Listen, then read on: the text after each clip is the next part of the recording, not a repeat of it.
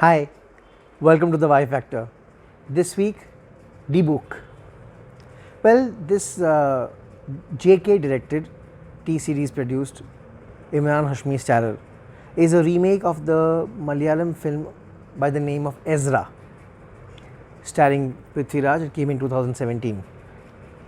I guess at that point of time when they must have seen the film, which was a decently nice horror film with a good twist in the end, it seemed like a very good idea to remake it. Shot in Mauritius in 2019, you can easily make out the production gaps, and I think they finished the patchwork in 2020 last year, the St. Xavier's portion. From the word go, you feel sort of disconnected with the film.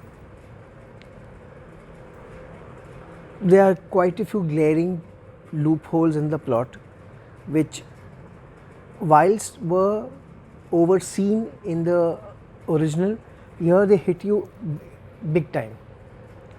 For example, if that ancient box is there, which has the book in it, why doesn't the owner of the antique store open it before taking it? Why does the book attack whoever he does initially? And once these start hitting you in the initial half an hour, then the story keeps on getting compounded.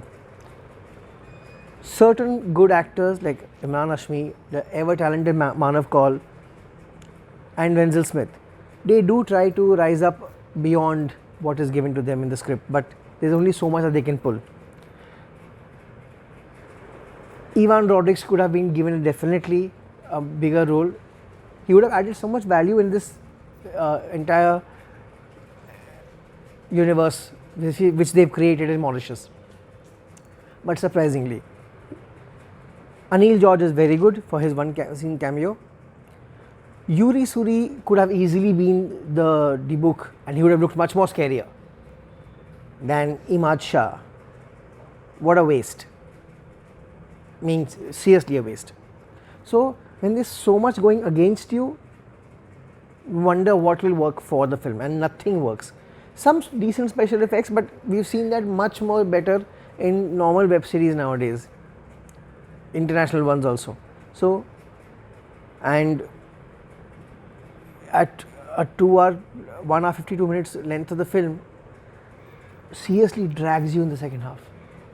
And then there's no great grand finale as to big reveal or something of that sort, and everyone's reaction towards the thing is very amateurish. Like, for example, if without giving a spoiler, the thing was supposed to be linked that after the last Yahudi leaves the island, suddenly they have 10 Yahudis in the end climax scene. Where did they get that from, if that was the precondition for the book to come out?